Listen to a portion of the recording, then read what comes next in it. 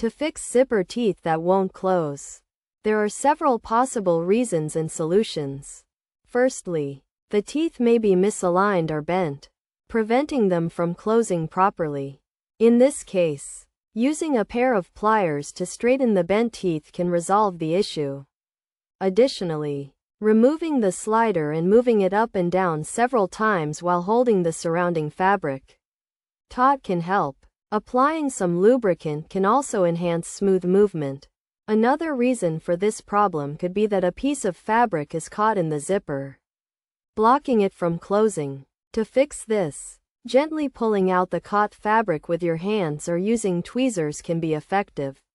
If the zipper teeth are worn out or missing, replacing the entire zipper may be necessary, which can be done using a zipper repair kit or with the help of a professional tailor.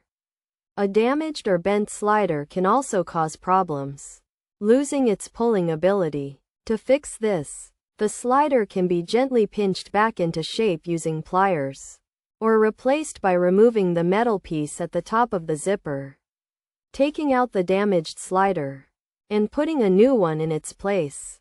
Finally, if the zipper slider has detached from one or both sides of the teeth, it can be corrected by properly aligning both sides of the teeth and sliding the slider back onto the zipper teeth. By following these steps, it's possible to easily fix zipper teeth that won't close.